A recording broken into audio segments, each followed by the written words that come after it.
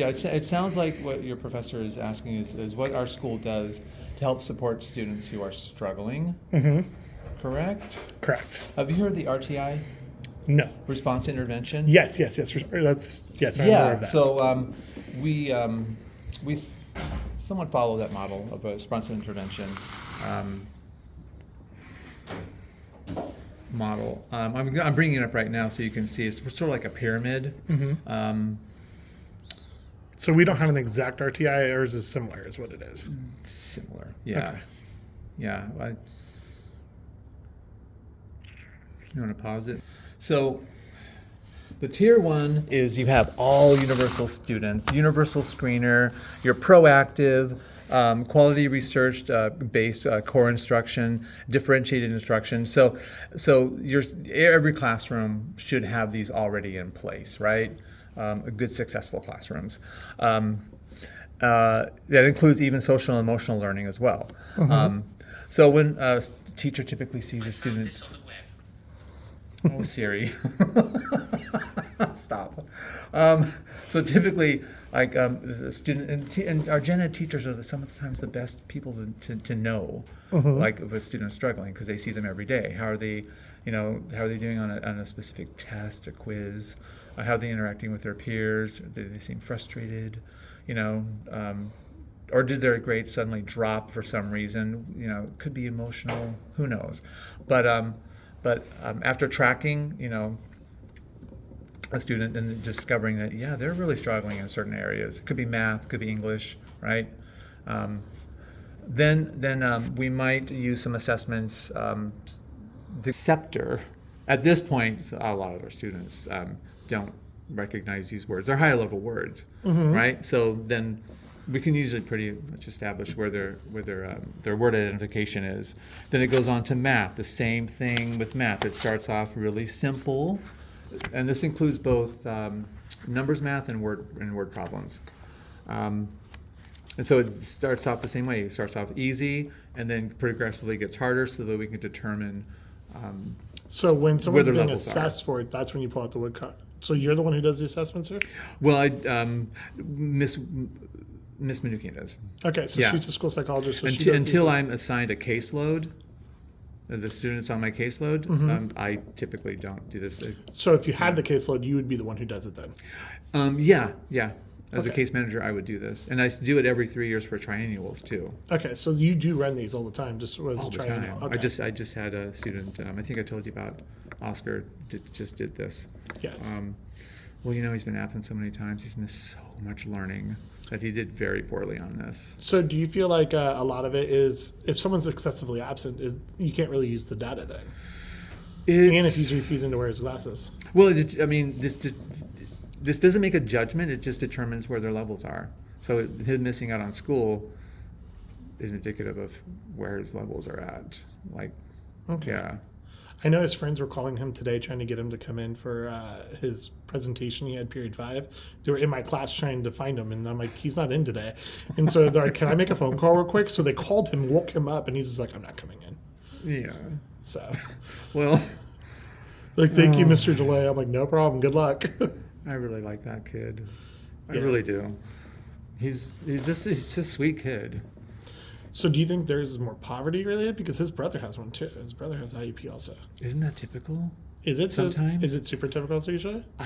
I once had a students 3 years in a row, siblings each year. Do you think it's because of the area we're in? They just don't get access to things early? Is that part of it? That environmental might be part of it. Absolutely, especially growing up, environmental, especially with parents who can barely speak English, and who don't have a formal education past the 8th grade in Mexico or another, third world country probably. Environmental for sure.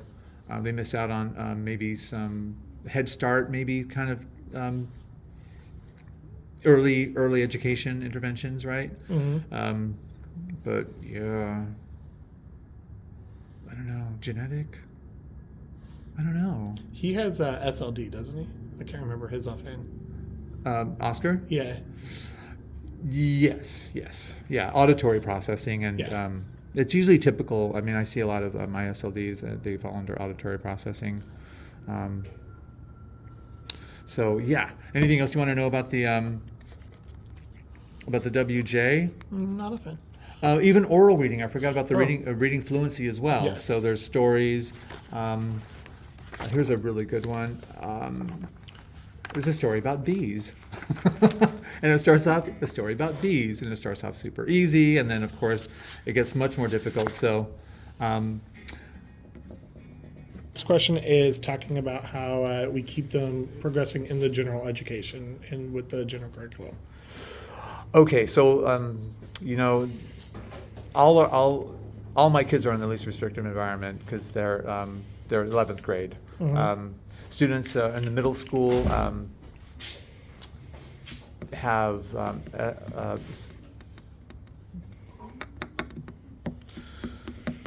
I'm having a brain fart. No Oh worries. my God! It's the That's what happens. It's a Friday.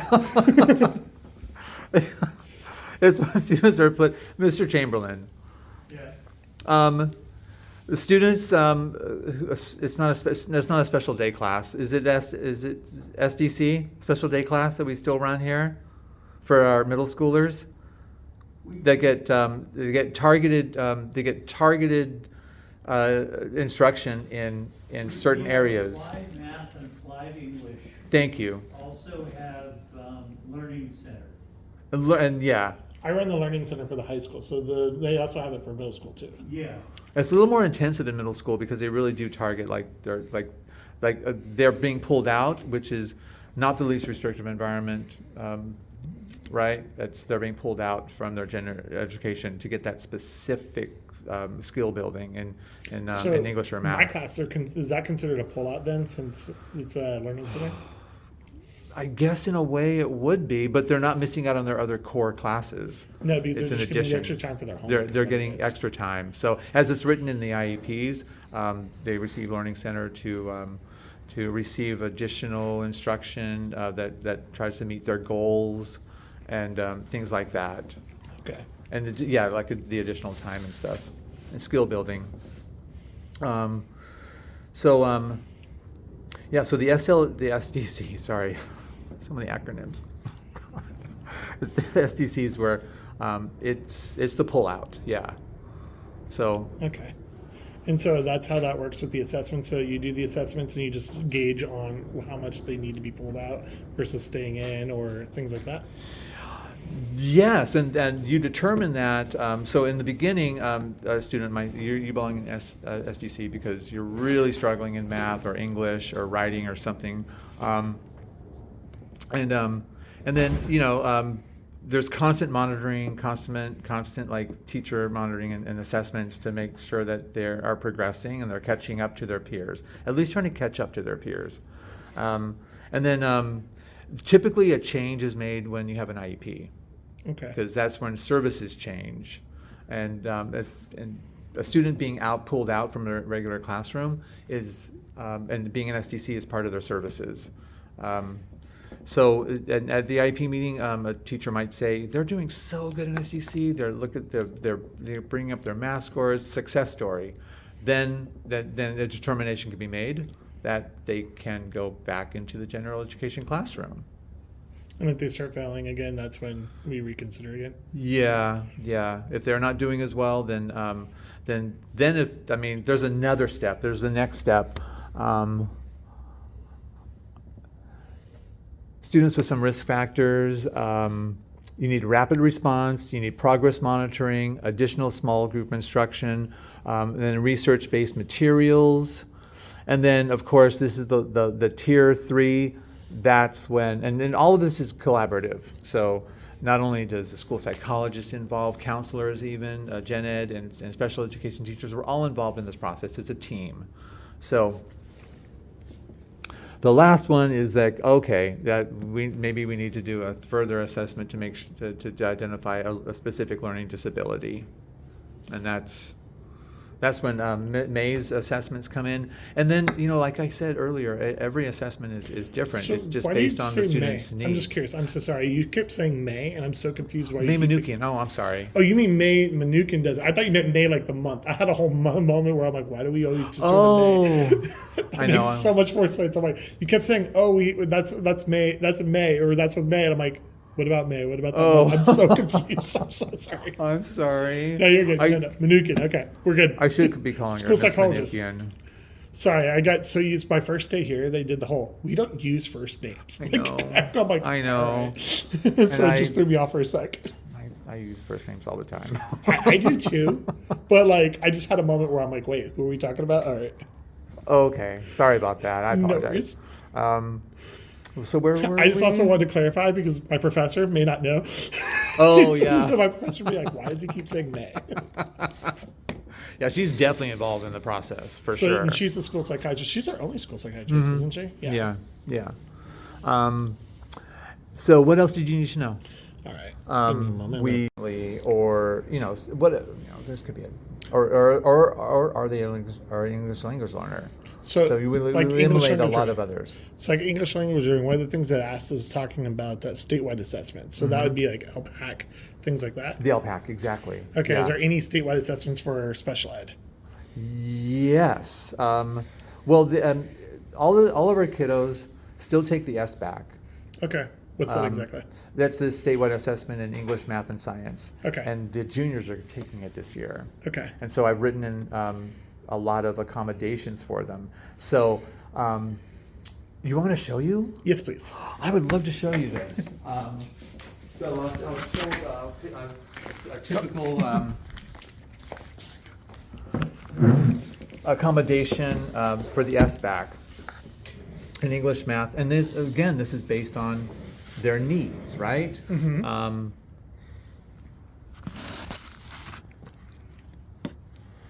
I was printing out some community service things for some kiddos No who are worries. doing some community service. For Miss Willis. How'd you know? Yeah, They were all exactly. with me last week. Oh, we used to not let the kids do that. I know. So that's actually, I was told that by another teacher. So I had a whole moment where I'm like, wait, are we allowed to? So I had to go through a bunch of steps to make sure it was permission. Yeah. Okay, come on. Also, yeah, they were in there when I went over there. Oh, and there we And so had them all. SACE last is year. what you guys used to write. This is SACE. This is our consortium. It's an IEP consortium. Okay. So is everyone able to access it from every school? No. So we're part of the El Dorado consortium, and Okay. they What does that mean? they service mostly charter schools. Okay. So San Diego Unified, for instance, would probably have a different system Okay, so- for writing their IEPs. So this is all charter schools. So like when my son went to online school, that'd be under the charter because they're technically charter. So that's why you guys were able to pull him over when he had it. Probably. Okay. And then, like I just had a student transfer from here over to Lincoln. I can give them a hard copy. So they wouldn't be able to get it digital through SACE then, is what it would be. Unfortunately, not, because I had a student transfer from Washington State last year. How come they don't do a national one like this? Well, then you have to get the coordination of so many different school districts on the same page, and just- everyone's different, and every state is different. All this is different standards, so that would be really tough. We're all under IDEA, Okay, yeah. I mean, we all have to follow, federal government Teach where they're rules. letting people teach with a high school diploma. That is true. It's I true. actually take that back because I do know there's a couple states that do that. I could already be a full-fledged teacher in several states. I know, isn't Yeah. that crazy? Yeah. My niece. I do know that California has the hardest standards, though. Yeah. Yeah, if you can teach here, you can pretty much teach anywhere, I think. Yeah. So- California and New York is apparently very rigorous for teaching. That's fair. That's I can fair. see California and New York. I would say that I know Arizona, they're pretty much letting anyone do it now. My friend, because they actually pulled out of public education, went to a charter school just for that reason. Yeah, at this point, I don't regard that as my country. I'm a Californian. When I travel, I introduce myself as Californian. That's fair. So- I do not call myself an American. That's fair. So every student should be able to participate in our statewide assessments. Even our students with more cognitive challenges, cognitive disabilities, take the CAA. Now, Okay. I don't have a student with severe cognitive disabilities on my caseload, so I've never administered or Do we given them have a severe CAA. for high school? Because I know that we have Yes. the middle school. So I know that we have the one group. I always see that one student walking around. I don't know what class that is. It's combined. Okay. Yeah, it's combined. So they still try going to general education then. They are. You know which class I'm talking about, correct? You know, yes. I can't remember the student's name. I say hi to him every time he goes by, but I don't remember his name. Yeah, it depends. Most students are more successful with the. I used to call Mr. Brault was the teacher that I knew the best because he was here the longest when I was teaching here, and he was our moderate severe case manager, and so our moderate to severe students who are more cognitively disabled.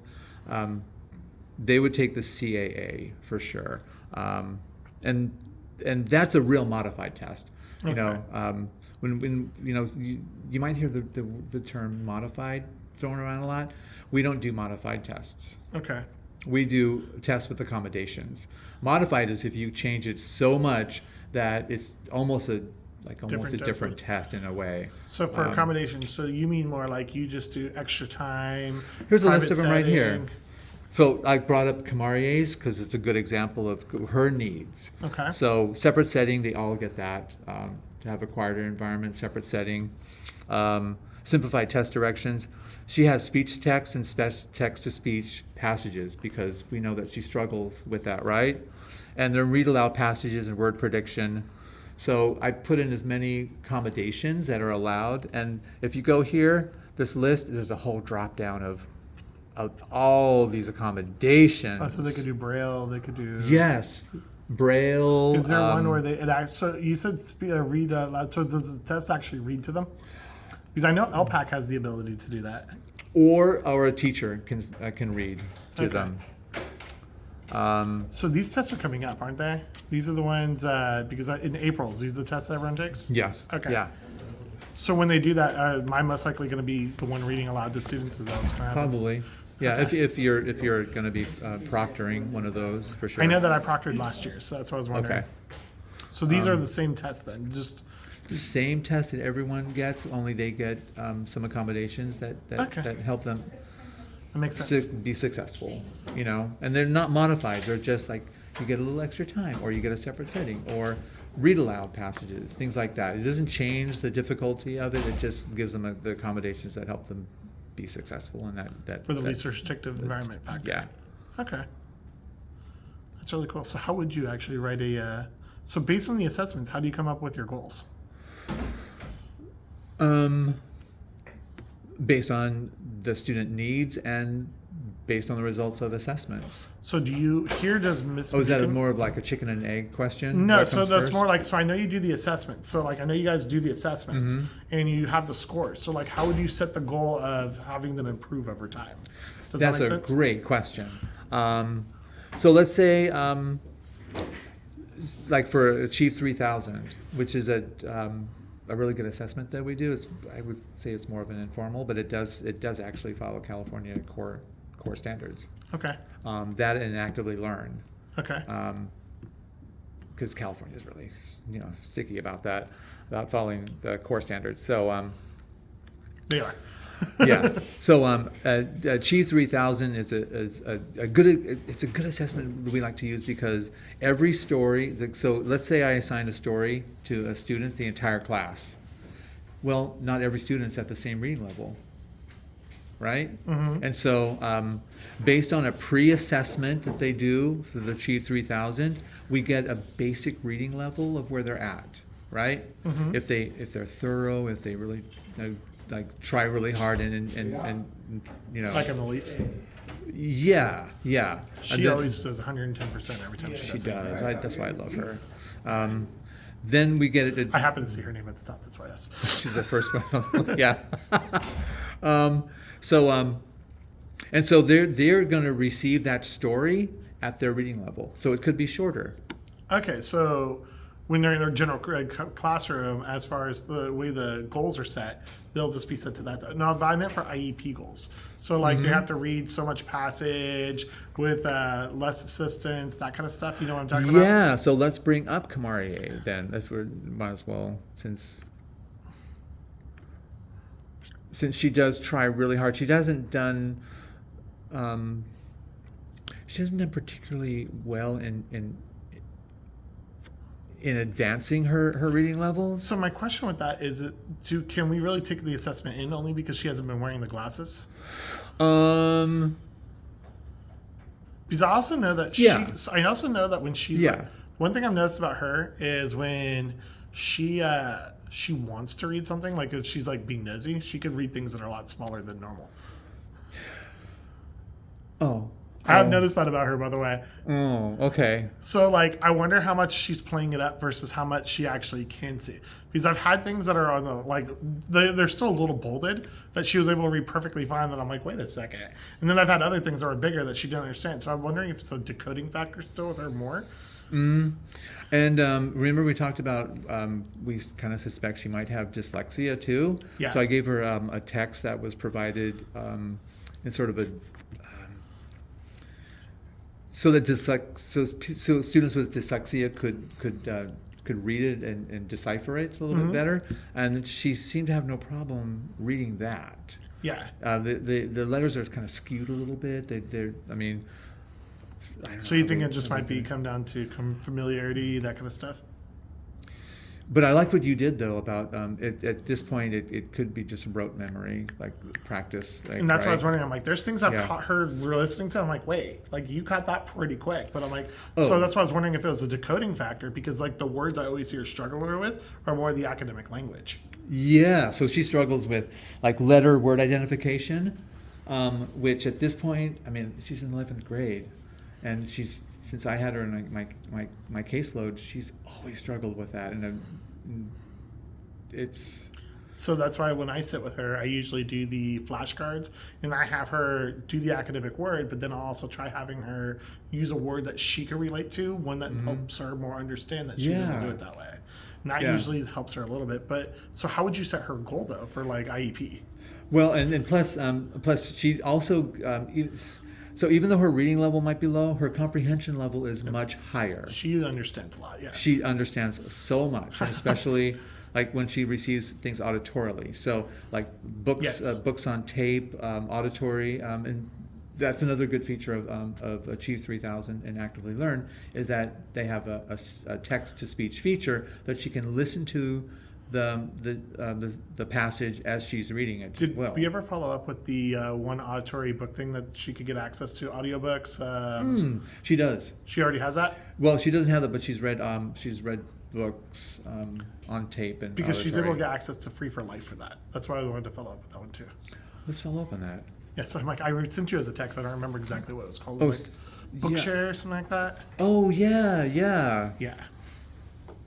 Yeah, she does access books on tape all the time, or auditory. So when you're doing the baseline, so we know where she's at. So I see the assessment there. Yeah, and that looks really low, but like I said, okay, she understands so much more than what this would indicate. So then, how do you 235 is it's second grade level. Mm-hmm. Yes. Technically, yes. Right? That's so. I would argue that's more of her. When it comes to her academic, when it comes to social language and like regular vernacular, she's higher. Yeah, definitely, absolutely. And especially if you incorporate slang into it, she can do it real quick. Oh yeah, yeah. I've seen her with slang before, and I'm like, she reads really well with slang. She's a very typical teenager, isn't she? In a lot of ways. And so I have short-term objectives. Maybe I would love her to get to a 6th grade level. So I do see that. So she's at a 2nd grade level here. So your goal is to get her to a 6th grade level? Yes. So how did you pick 6th grade? Because, like I said, I think that like she understands way more, and I think if she used listening to the story as well as reading it more, I think she can pick up on the understanding, because when you ask follow-up questions, she does understand it. And so, but of course, there's certain objectives, because you don't want to throw out a goal out there without some scaffolding involved, right? Yes. So there's some scaffolds. So maybe she doesn't do it at 80%. Maybe she.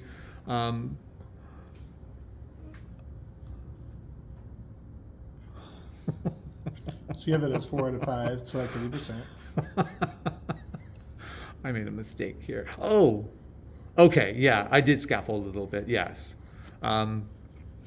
This is aspirational for her as well. I think she can do this. Because this is the one you just wrote. You had hers not that long ago. When did I have hers? Oh, January, wasn't it? No. no. Way back in the beginning of the year. October, okay. Yeah. So yeah, I usually So put we're some halfway into this goal. Do you assess her Yeah. at this point now just to see where Now, she's at? now they're going to do another level set when we come back, so we can assess her growth on this. So let's say she's nowhere near 6th grade at this point. What would you do? Then we'd have to definitely look at maybe the next IEP, maybe, or if she wanted to have, kids can have an IEP more than once a year, right? If she advocates for that, or her foster mother advocates for that. Then we can look at it and then maybe tailor it to where she's at now and then go from there, right? Does that make sense? Yes.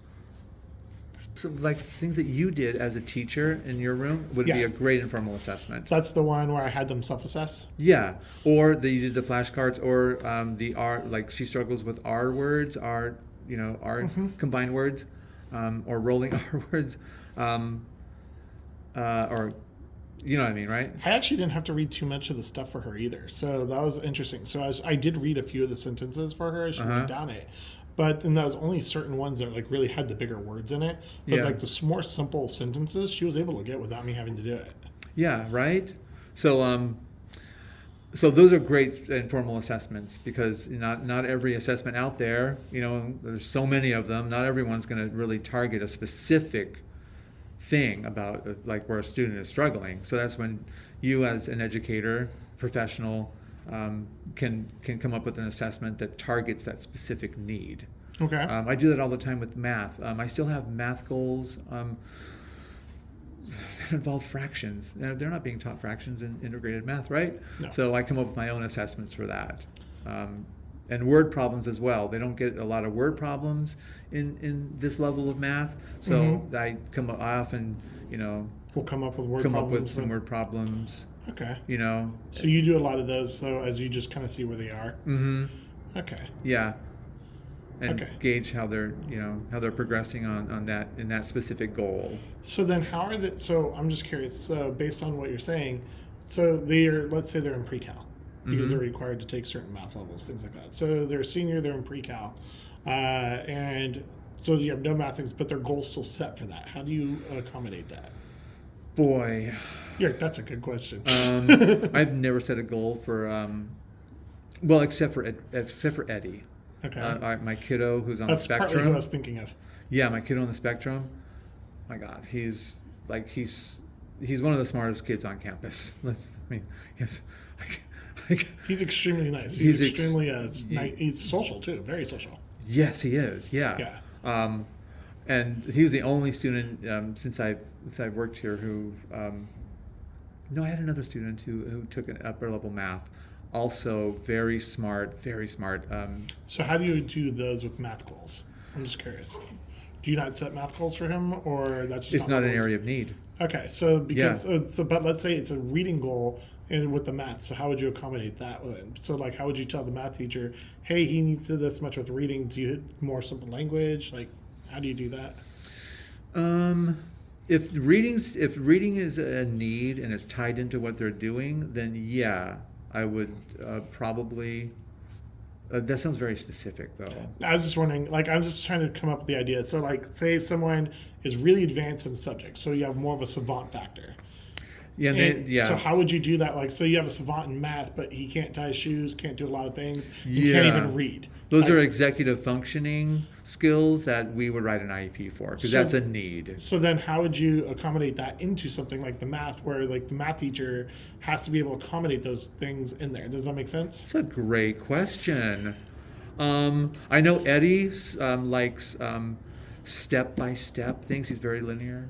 So that's what I was asking. So like, let's say Yeah. it's someone who just needs the breakdown. So Yes. then you'd have to, do you sit with the math teacher and do it for them, or do you just usually kind of let the math teachers do it themselves? I usually consult with the math teacher and say, Because I know Mr. Len's really good at it, but let's say he's we don't really have, good at yeah, that. We had a conversation about maybe with Eddie, maybe giving him problems that are more mastery level, because he can do the math.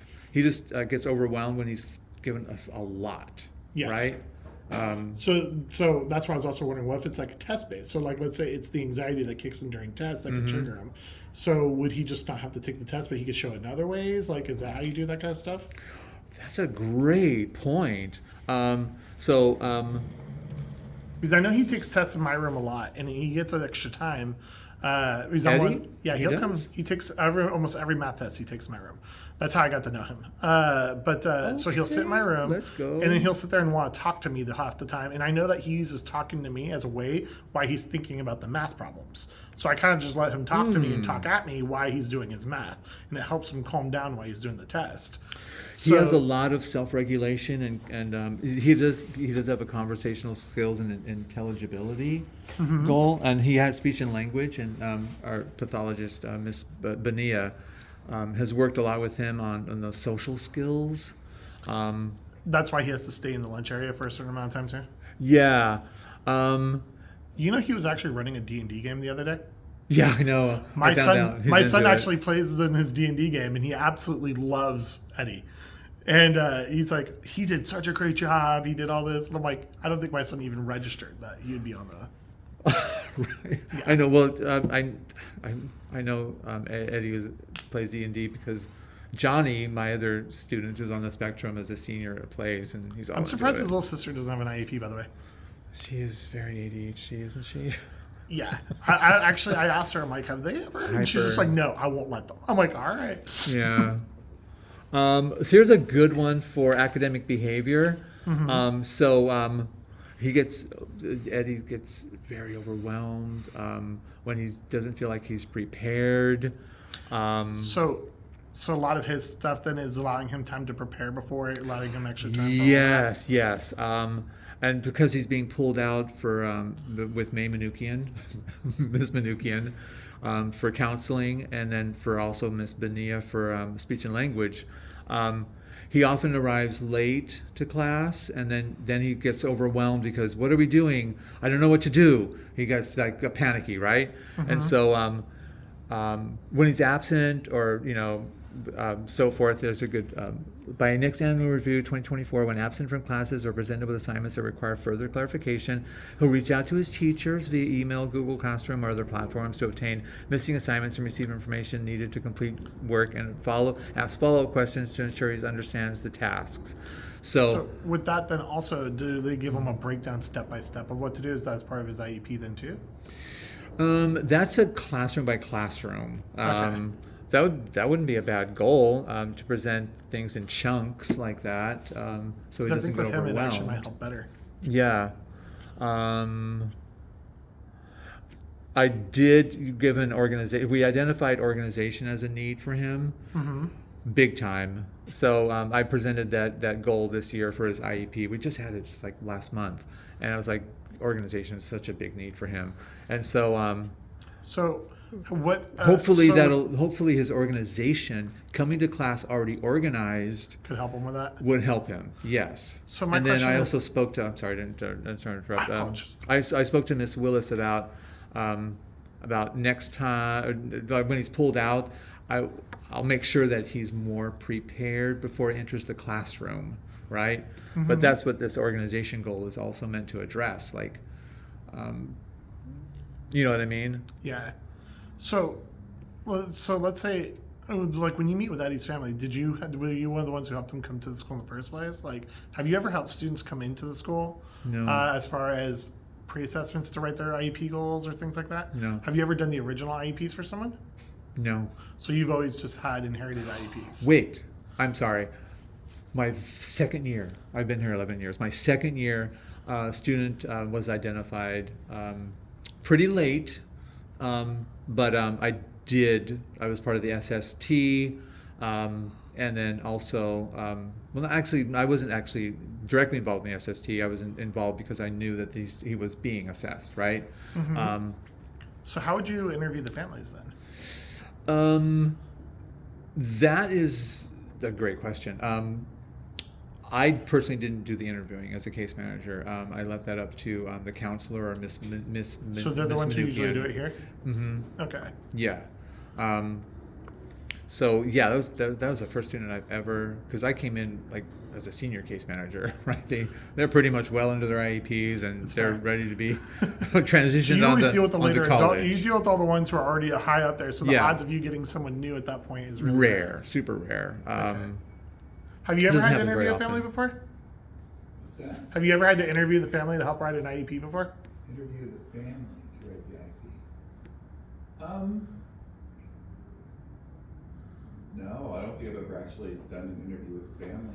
Miss Manukian does Usually, a pretty thorough evaluation, and it includes family history. So she does interview the family on family health history, family dynamics, family histories. You So keep the sped teacher like out of it to prevent what is it called when you say they're certified before you actually know they're certified? yeah. To say, because Yeah. you want to just legally, you don't want to say, hey, yeah, you're going to qualify for services. We're going to have a special education teacher do the interventions and stuff. So they just have the school psychologist because like they're kind of in the middle of everything. Yeah. So it's kind of like so you don't pre-qualify them, whatever that word is. Like, Yeah, predetermine that their eligibility. Yes, okay. Yeah. Just prevent predetermination. So then when the initial IEP team comes together, that's when you get pulled in? So usually you do the drafts like after you get for me like historically I don't know it's always different like every school you go to, so I mean like it all just kind of depends on like what the school is and stuff like that because everybody just interprets the laws differently and stuff, but like it's usually historically when I've done it, it's you get the information from the school psychologist and whoever's actually done the reports, and then you use those to actually develop the IEP, the draft of the IEP. So you're kind of involved, and that's when you start kind of gathering the information and stuff and you start talking to teachers and stuff. Okay. Yeah. But, and usually, historically, I've always met the parents pretty much at the IEP meeting, like the initial. Yeah. Okay. Yeah. As case managers, we take over the student once they have Once been they've already identified with a identified learning and have disability determination. and have an IEP. Gotcha. Then they need a case manager to make sure that they're, I was just wondering. yeah. So yeah, I'm not usually involved in the SST at all. No worries. I was just wondering. Have they ever asked you? So they've never even consulted with you then with the SSTs? Oh gosh, no. That's funny. No. Like that's not a thing. So they don't I do mean, that we in have Alaska conver- either. we have They don't pull you for conversations. Alaska. That's nowhere then. That What's does that? that. They don't consult with you guys even up in Alaska area, like beforehand. Usually, like for the initials. Yeah. Yeah, for the initials, yeah, you're pretty much. I mean, sometimes I remember in Wyoming, there were some situations where like there was just nobody. I was working some like areas of actually like in Wyoming where it was a little bit further out. Some of the teachers were asking, "Hey, what do you do for like the response intervention part?" Like, okay, what are some options and some things I can do here? But usually, it's working with the parents more than working with, or not the parents, working with the teachers more to provide them some different things they might be able to try to see if they could do it within the classroom and stuff. But I've never, yeah, usually even in the far out areas, usually they still like they try to make sure there's a good separation between the special education until they actually know they're going to use the services. Then they bring the special teacher in. Okay. And then that's when you look at all the data and then figure out your IEPs. Yep, and then they usually kind of look over it and be like, I really feel like this person's going to qualify, because they're starting to feel like, oh yeah, they're going to qualify. Then they'll bring you in to actually start drafting the IEP. And so right then it's still just a draft. It's so because nothing actually is official until you actually have like that IEP meeting. That's when everybody's like, okay, well yes, now everything's kind of going in. So you have all the drafts ready. But yeah, they try to separate as much as possible but still at the same time trying to prep for it once it does happen. Everybody's prepared. So it's like that, trying to. And so when it's still in that, within the grace.